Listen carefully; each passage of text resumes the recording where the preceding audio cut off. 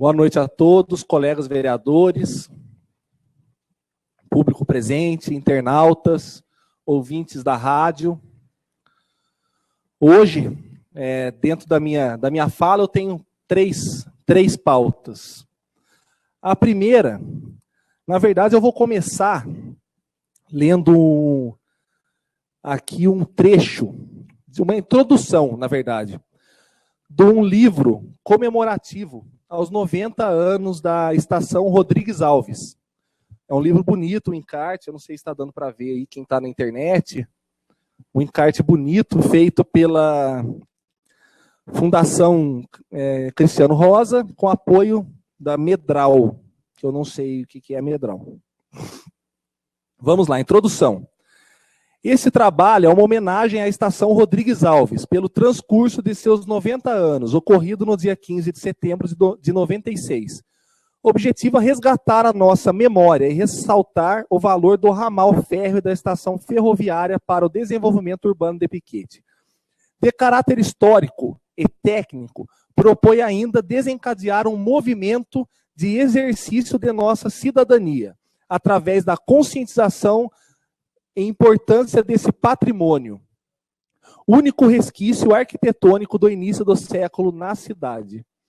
O trabalho divide-se em 4 partes. A primeira refere-se às cogitações, sonhos e projetos, ainda no século XIX, de ligar o Vale do Paraíba ao sul de Minas, passando pelo bairro do Piquete.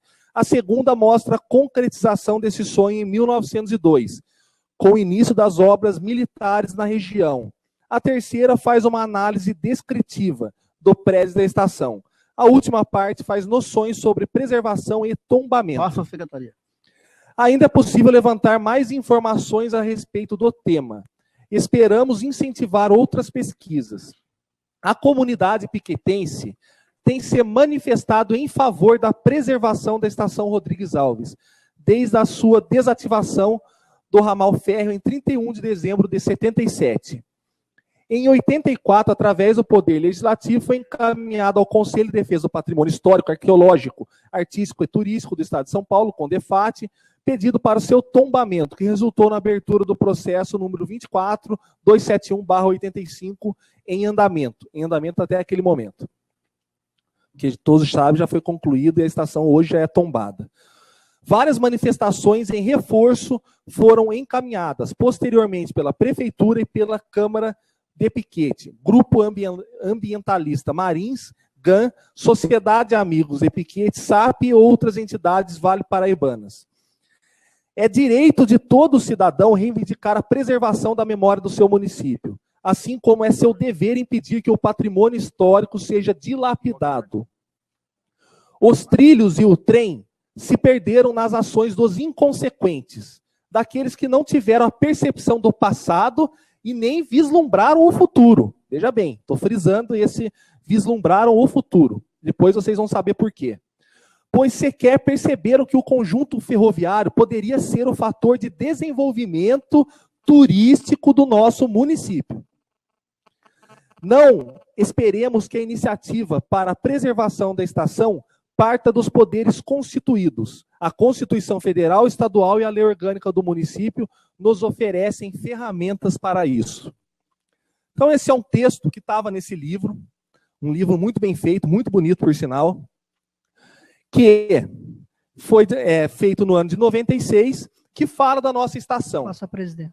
Como todos sabem, a prefeita do município mandou um projeto para a nossa cidade, aqui para a nossa Câmara, para ceder aquele prédio para o cartório eleitoral, para a justiça eleitoral. Eu, naquele momento, fui veementemente fui contra, vamos resumir, fui muito contrário. Por quê?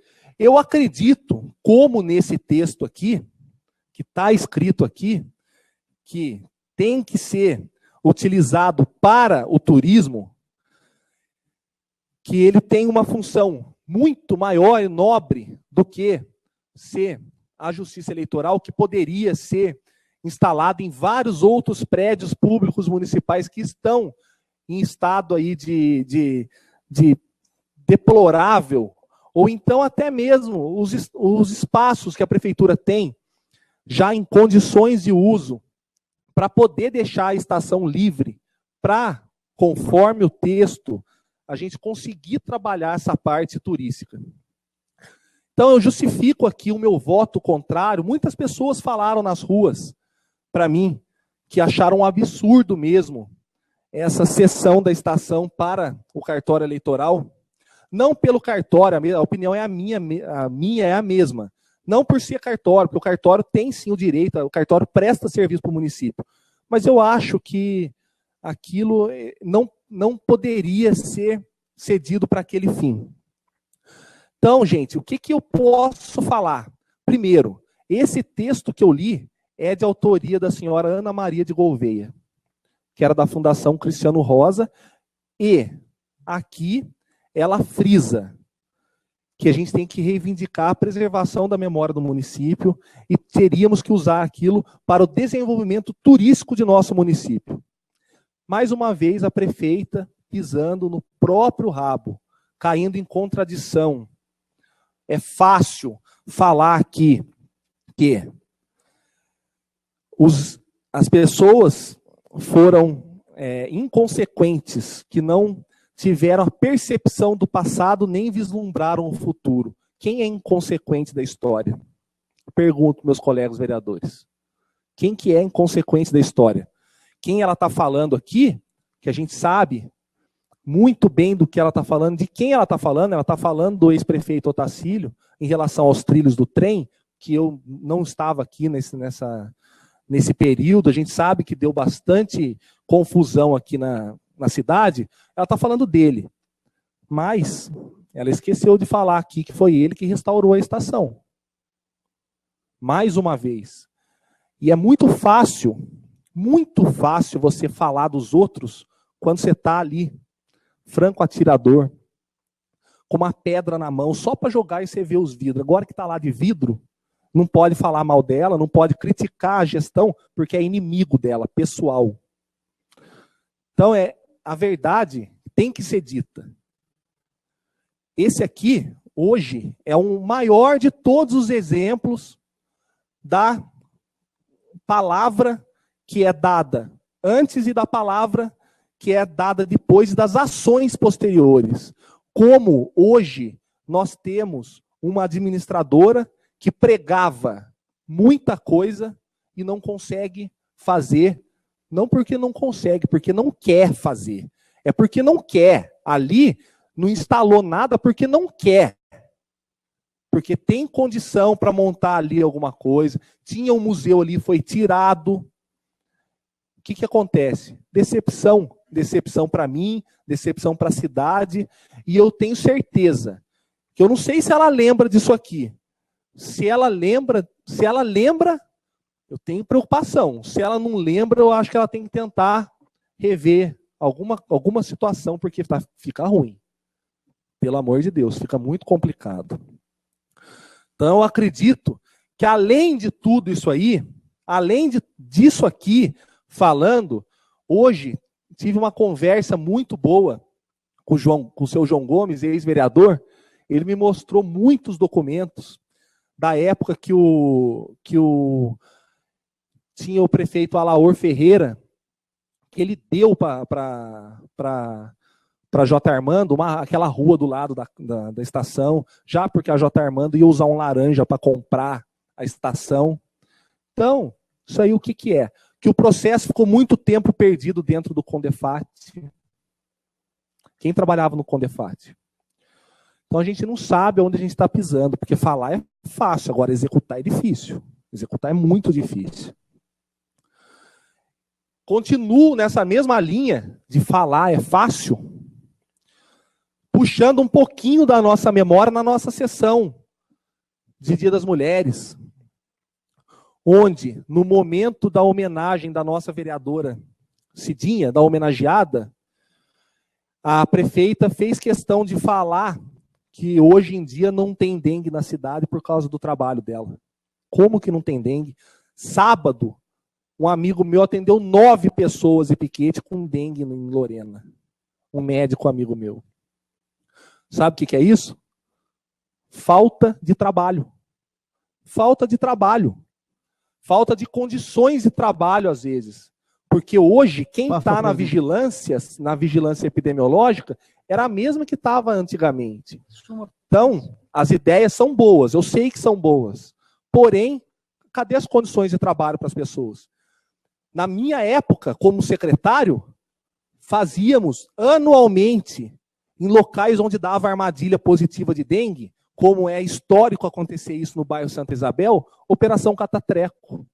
Saíamos com caminhões lá, 3, 4 caminhões cheios lá de pegar a tranqueira da casa dos outros no Santa Isabel.